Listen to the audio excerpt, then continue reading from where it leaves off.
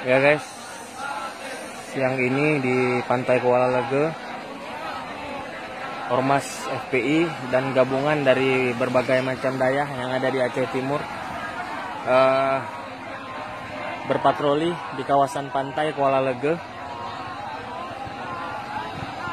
Saya tanya tadi dengan penduduk sekitar kenapa terjadi ini, karena terkait video viral wanita Aceh yang berselfie ria di Pantai Kuala Lege yang videonya viral beberapa waktu yang lalu.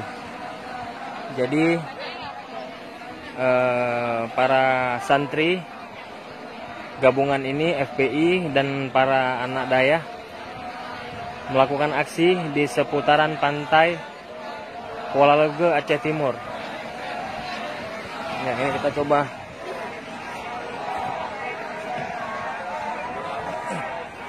Ini ada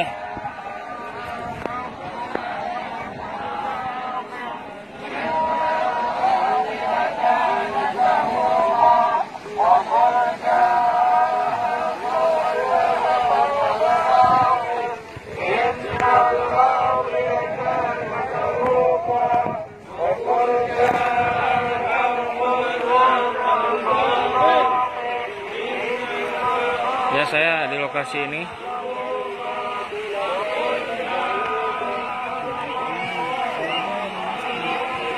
Ada sekitar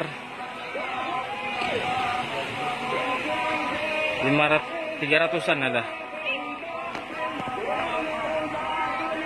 Qala Allah subhanahu wa ta'ala fil Qur'anil Karim, A'udzu billahi minasy syaithanir rajim. Bismillahirrahmanirrahim. Wa qul ja'al haqqu wa zahaqal batil innal Sadaqallahul azim. Mari sama-sama kita nyo puja Allah Subhanahu wa taala. Selanjutnya mari kita nyo kirim kepada junjungan alam Nabi besar Muhammad sallallahu alaihi wasallam. Kemudian kepada ulama tabi'in, tabi'ut tabi'in, ulama mutaqaddimin wal mutaakhirin. Selanjutnya kepada ulama-ulama masa sahabat. Penghormatan dan takdim wal ikraman yang cukup tak lambung daripada ulun tuan kepada guru-guru ulun tuan, abi, abun, walid, abati yang berhadir ni orang berbahagianya. Tentang penghormatan ulun tuan kepada Bapak Kapolsek, Bapak Dan Ramil dan yang mewakilinya.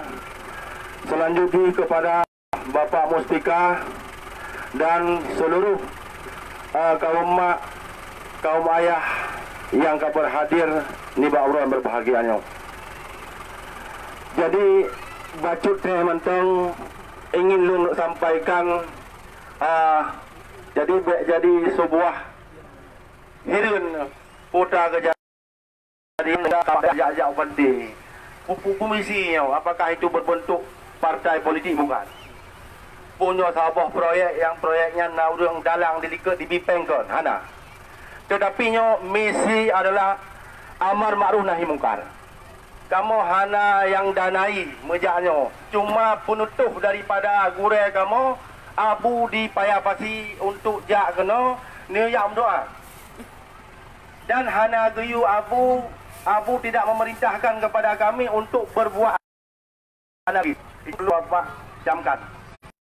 Bila juga ada sekelompok orang yang mengaku santri membuat anarkis dan keributan bukan dalam berbentuk berdoa dan memberikan nasihat-nasihat, itu bukanlah bagian daripada kami.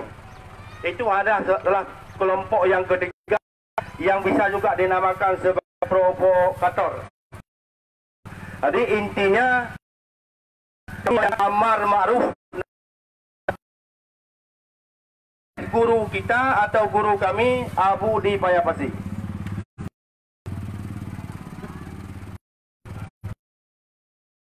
Selanjutnya yang perlu kami sampaikan adalah ini adalah